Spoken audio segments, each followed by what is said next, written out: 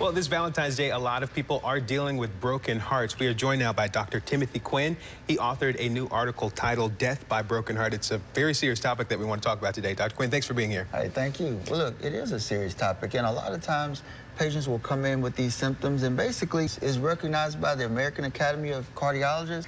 And in the past, people would think, oh, it's just all in their heads. But the bottom line is, it can actually be deadly.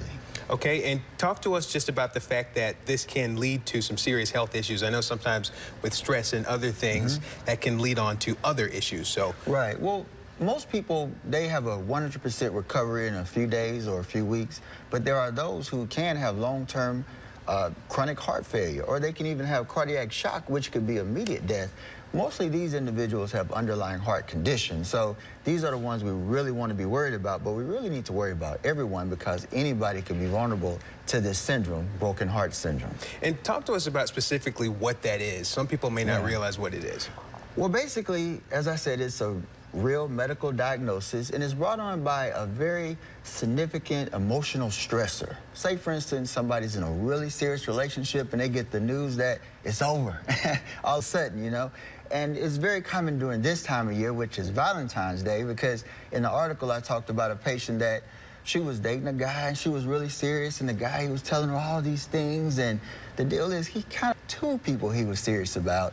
So on Valentine's Day, he had to make a choice because he had to go to that famous Valentine's dinner.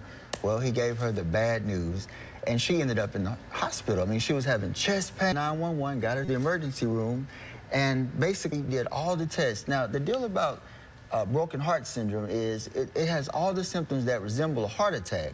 But the difference is when the emergency room doctors, they do the diagnostic tests such as the cardiac cath, broken heart syndrome patients don't usually have that coronary artery blockage that's very characteristic of a heart attack.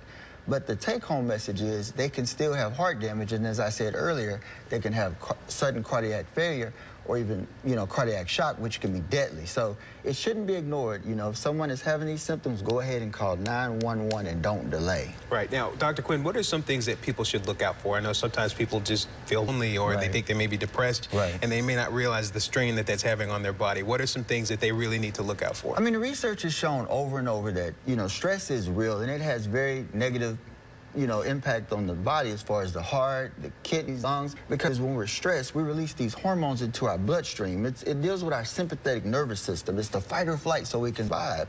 But that's not good long term if you're stressed a lot, because what happens is in a lot of cases you have elevated blood pressure or uncontrolled diabetes, and these problems can lead to the heart conditions, the kidney, and so on and so on. So it's really a good idea to try to keep your stress at a minimum, such as not getting into a bad relationship like my patient did, or at least just be on the lookout, because we don't want anyone to suffer broken heart syndrome. Exactly. So when it's bad, just go ahead and get out of it now. And like you said, this month is something that's a good month to look at heart health anyway, right? Right. I mean, this month, the month of February, the American Heart Association recognizes the American Heart Month, and there's a big campaign to just make people aware.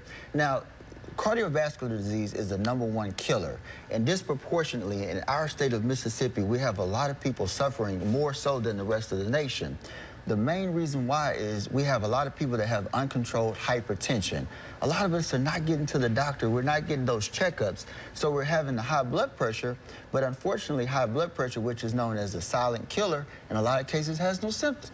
So you have individuals running around, they're shooting basketball, they're raking the yard, playing with their kids, and then all of a sudden they'll have a heart attack or a stroke. They'll end up in the hospital. When you do the history, you'll learn that maybe they hadn't had a physical in a while, or maybe they diagnosed with hypertension years ago, but just didn't follow up because they felt good. And that's what the American Heart Association wants people to know, that you can't rely on how you feel. The deal with hypertension, in a lot of cases, you don't have a lot of symptoms or none at all until it's too late. Got it. Dr. Quinn, we thank you so much for being here. Very important issue. If you think you are dealing with that, go see a medical professional right away. Thank you so much for your time. Thank you. We'll be right back after this.